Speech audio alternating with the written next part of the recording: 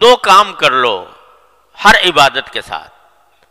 ایک اس عبادت کی توفیق پر اللہ کا شکر اور اپنی تقصیر پر اپنی کوتاہی پر استغفار. اگر یہ کام کرتے رہو گے تو انشاءاللہ رفتہ رفتہ راستہ طے ہوتا جائے گا اور ایک وقت آ جائے گا، ضرور آ جائے گا انشاءاللہ کہ تم احسان کے مرتبے تک پہنچ جاؤ گے. ہوتا کیا ہے کہ غفلت کے ساتھ پڑھی، غفلت کے ساتھ اٹھ کے چلے گئے. ارے بھائی نماز کے بعد ذرا سا ایک اس نماز کے اوپر نگاہ بازگشت ڈال لو. یعنی اس کا ذرا تصور کرو کہ میں نے یہ 4 رکعتیں پڑھی تو کس طرح پڑھی، اور اس کے اوپر نگاہ بازگشت ڈالتے ہوئے پہلے اللہ جل جلالہ کا شکر ادا کر لو، اور شکر ادا کر لو کہ اللہ آپ کے نے جس طرح بھی توفیق دی، آنے کی توفیق دے دی، اپنی بارگاہ میں حاضری کی توفیق دے دی، اے اللہ میں اس پر شکر ادا کرتا ہوں. اور اے اللہ میں آنے کے بعد آپ کے دربار کا جو حق تھا وہ تو کہاں ادا ہوتا، جو کم سے کم مطالبہ ہونا چاہیے تھا وہ بھی مجھ سے پورا نہ ہو سکا. دیکھو خشوع کا اعلیٰ مقام تو وہ ہے جو حدیث میں فرمایا گیا کہ ان تعبد اللہ کأنک تراہ. اللہ تبارک و تعالیٰ کی عبادت اس طرح کرو جیسے کہ اللہ کو دیکھ رہے ہو، اور اگر نہیں دیکھ رہے تو کم از کم وہ یہ خیال کر لو کہ وہ تمہیں دیکھ رہا ہے.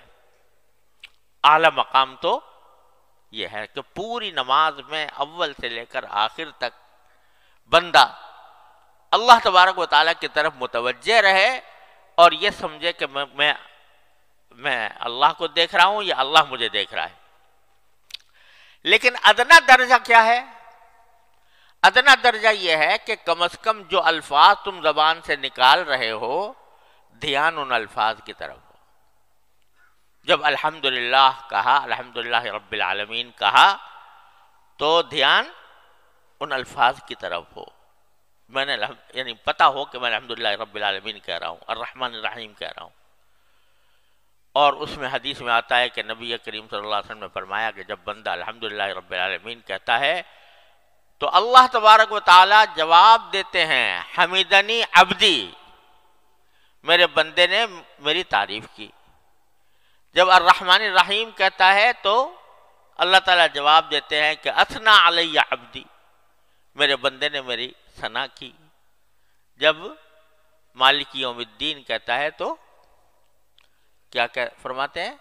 مجدنی عبدی، میرے بندے نے میری بزرگی بیان کی.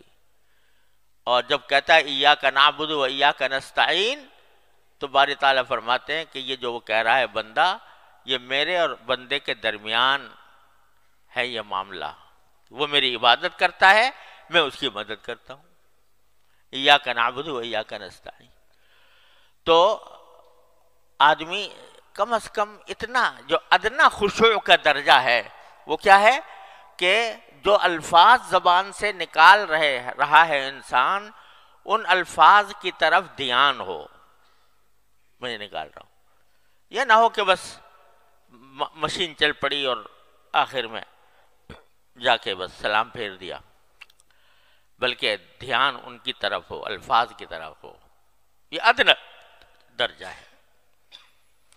اور جہاں ذہن بھٹک جائے، خیالات آنے لگیں، پھر دوبارہ انہی الفاظ کی طرف آ جائے.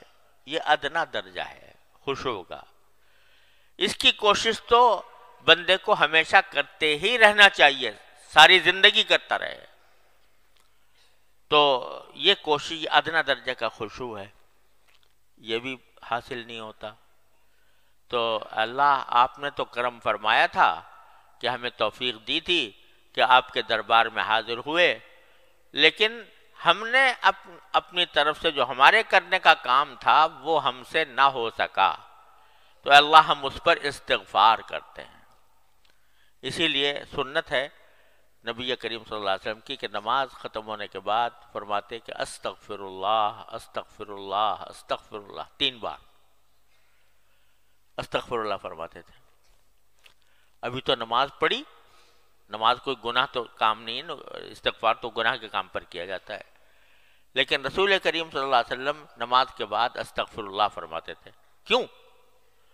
کہ اللہ توفیق تو آپ نے عطا فرمائی، لیکن میں آپ کی عبادت کا حق ادا کر نہیں سکا، میرا دل و دماغ ادھر بھٹکتا رہا. تو کیا ہوگا کہ میرے مالک کا کرم ایسا ہے کہ بندہ جب استغفار کرتا ہے، اس کی طرف رجوع کرتا ہے، اپنی عاجزی کا اعتراف کرتا ہے، اپنی بندگی کا اعتراف کرتا ہے، کہتا ہے کہ مجھ سے غلطیاں ہوئیں، مجھ سے کوتاہیاں ہوئیں، میں کسی طرح بھی حق ادا نہ کر سکا، ادنا حق بھی ادا نہ کر سکا، تو میرے مالک کا کرم ایسا ہے کہ جو کوتاہیاں ہوئی ہیں ایک طرف تو اس کو معاف فرما دیتا ہے، اس کو معاف فرما دیتا ہے. میرا بندہ ہے، کمزور ہے، اور اس کے اندر وہ صلاحیت نہیں ہے جو ہونی چاہیے، تو اس واسطے یہ مجھ سے رجوع کر کے اپنی ناتوانی، اپنی کمزوری کا اعتراف کر رہا ہے، اپنی تقصیر کا اعتراف کرتا ہے، تو میں اس کو معاف کر دیتا ہوں. معاف کرنے کے کیا معنی ہوئے؟ کہ جو کوتاہیاں ہوئی تھیں نماز کے اندر، وہ سب ان کے اوپر خط تنسیخ پھیر دیا اللہ تبارک و تعالیٰ نے. چل تیری نماز بھی قبول کر لی، جیسی کیسی تو نے پڑھی قبول کر لی. جب تو نے ہم سے رجوع کر کے کہہ دیا کہ یا اللہ مجھ سے نماز صحیح طریقے سے پڑھی نہیں گئی، تو چل ہم نے قبول کر لی. استغفر اللہ استغفر اللہ استغفر اللہ کہے.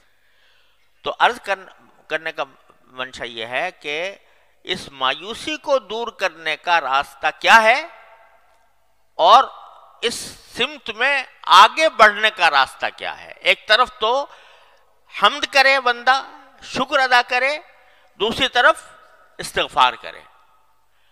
شکر اس کی توفیق پر، استغفار اپنی کوتاہی پر. تو میرا اللہ تبارک و تعالی شکر کے بارے میں وعدہ کیا ہے کہ لئن شکرتم لأزیدنکم. یہ وعدہ ہے کہ نہیں؟ کس کا وعدہ؟ ان اللہ لا یخلف المیعاد. تو جب تم شکر کرو گے تو اور دوں گا.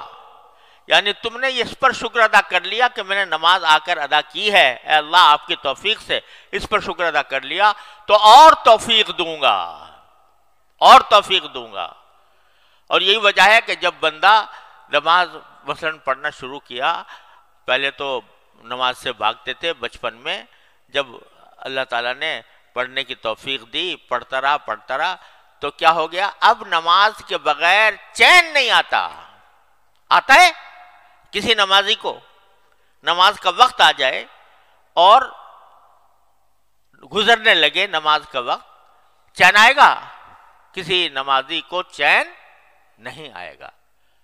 رسول کریم سرورد عالم صلی اللہ علیہ وسلم تشریف لے جا رہے ہیں سفر میں، تو سفر میں تشریف لے جاتے ہوئے راستے میں حضرت بلال رضی اللہ تعالیٰ عنہ سے فرماتے ہیں، جو حضور اقدس صلی اللہ علیہ وسلم کے مؤذن تھے، کیا فرماتے ہیں؟ ارحنا بالصلاۃ یا بلال، اے بلال ہمیں چین عطا کر دے، چین دے دے، راحت دے دے نماز پڑھ کر. یعنی نماز پڑھوا دے تو چین آئے، اس کے بغیر ہم بے چین ہیں، ہمارا کسی کام میں دل نہیں لگ رہا کہ کسی طرح میں نماز پڑھ لوں. تو آدمی ایسا ہو جاتا ہے کہ چین نہیں آ رہا. یہ کیا ہوا کہ جو توفیق شروع میں ہوئی تھی کہ اس وقت زبردستی بغیر دل نہیں چاہ رہا، دل گھبرا رہا ہے، لیکن بندے نے اس کی پرواہ کیے بغیر نماز میں آ کے کھڑا ہو گیا. یہ توفیق جو اللہ تعالیٰ کی طرف سے ہوئی تھی، اس پر جب بندے نے شکر ادا کیا تو اس کا نتیجہ یہ ہوا کہ اس نماز کی طرف توجہ اور نماز کی فکر اور اس کا خیال یہ بڑھتا چلا گیا یہاں تک کہ نمازی کو بغیر نماز پڑھے چین نہیں آتا. تو یہ شکر کی خاصیت تو یہ ہے کہ اب شکر کیا تم نے اور تمہیں توفیق دیں گے، اب شکر کیا اور توفیق دیں گے. اور استغفار کا خاصہ یہ ہے کہ بندہ کتنے بڑے سے بڑے گناہ لے کر پہنچ جائے اس دربار میں، بڑے سے بڑا گناہ لے کے پہنچ جائے، اور صدق دل سے، نیک نیتی سے، عاجزی سے اور اپنی بیچارگی سے باری تعالیٰ سے کہتے استغفر اللہ ربی من کل ذنب واتوب الیہ، اے اللہ میں معافی مانگتا ہوں، جو کوتاہی ہوئی ہے میں معافی مانگتا ہوں۔ تو یہ استغفار ایسی چیز ہے کہ میرا مولا اس کے اوپر معافی کا اس نے وعدہ کر رکھا ہے، وہاں شکر پر وعدہ یہ کر رکھا ہے کہ اور دوں گا، یہاں استغفار پر یہ وعدہ کر رکھا ہے کہ تمہاری غلطیاں معاف کر دوں گا۔ ان اللہ یغفر الذنوب جميعا یا عبادی الذین اسرفوا علی انفسهم لا تقنطوا من رحمت اللہ ان اللہ یغفر الذنوب جميعا۔ تو جو اللہ تبارک و تعالی یہ وعدہ کر رہے ہیں کہ میری رحمت سے مایوس نہ ہونا، یا عبادی الذین اسرفوا علی انفسهم، اے میرے وہ بندو جنہوں نے اپنی جان کے اوپر ظلم کیا ہے، لا تقنطوا من رحمت اللہ، اللہ جل جلالہ کی رحمت سے مایوس نہ ہونا، ان اللہ یغفر الذنوب جميعا، اللہ تعالیٰ سارے گناہوں کو معاف کر دے گا تمہارے، یہ وعدہ کر رکھا۔ اتنا آسان کام اللہ تعالیٰ نے بندے کو عطا فرما دیا ہے۔ جب شیطان ڈسے، جب نفس کے فریب میں انسان مبتلا ہو، کوئی بھی غلطی اسے سرزد ہو، فرماتے ہیں دروازہ میں نے کھولا ہوا ہے، آ جاؤ، آ کے استغفار کر لو، کہہ دو یا اللہ مجھ سے غلطی ہو گئی، صدق دل سے کہہ دو اور سچے دل سے، عاجزی کے ساتھ، بیچارگی کے ساتھ، عبدیت کے ساتھ کہہ دے بندہ کہ اللہ مجھ سے غلطی ہو گئی معاف کروا دی، یا اللہ مجھ سے غلطی ہو گئی معاف فرما دی، کہتے ہیں سب معاف کر دوں گا۔ معاف کرنے کے کیا معنی؟ کہ وہ ساری کوتاہیاں جو تم نے کی ہیں وہ میں نے معاف کر کے تمہارا پرچہ صاف کر دیا، تمہارا صفحہ صاف کر دیا۔ تو جو بندہ نماز کے بعد، یعنی نماز کے بعد ایسے ہی اٹھ کے نہ چلے جاؤ خدا کے لیے، نماز کے بعد تھوڑا سا بیٹھ کر، ایک تو جو تسبیحات مسنونہ ہیں وہ تو ہونی چاہیے، لیکن اس کے ساتھ تھوڑا سا نگاہ بازگشت ڈال لو نماز کے اوپر کہ اللہ میں نے نماز پڑھی، ایک تو میں آپ کا شکر ادا کرتا ہوں، توفیق دے دیا آپ نے، کم از کم ظاہری شکل نماز کی میری کروا دی آپ نے اپنے فضل و کرم سے، وہ بھی میری بس سے باہر تھا، آپ نے اپنے فضل و کرم سے کروا دی۔ دوسرے میں استغفار کرتا ہوں، کہے پر کرتا ہوں جو میں نہ مجھ سے کوتاہیاں ہوئی ہیں اس نماز کے اندر، ان پر استغفار کرتا ہوں۔ یہ کر کے دیکھو ہر نماز کے بعد کتنا وقت لگے گا، 1 منٹ 2 منٹ، اور ذرا سا اگر تھوڑا سا اور بڑھا لو کہ اپنی ان 4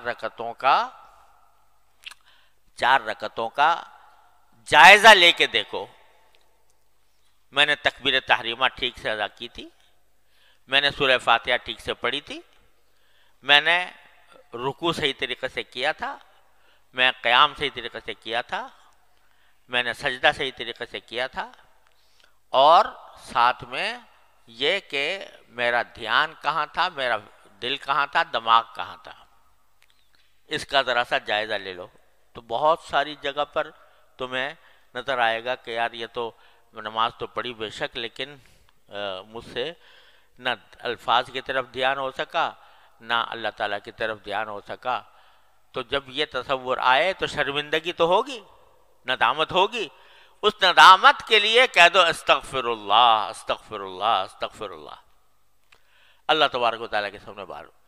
تو ایک طرف حمد شکر، ایک طرف استغفار، یہ 2 چیزیں مل کر تمہاری اس نماز کو پہلی نماز سے بہتر بنا دیں گی، اور جتنا زیادہ کرو گے، روزانہ کرو گے، ہر نماز کے بعد کرو گے، تو انشاءاللہ دیکھنا کہ اللہ تبارک و تعالیٰ کی طرف سے رحمت کا معاملہ ہوگا، اور پھر آئندہ تمہارے نماز کے اندر جو خشوع ہے اس کی مقدار بھی انشاءاللہ بڑھتی چلی جائے گی،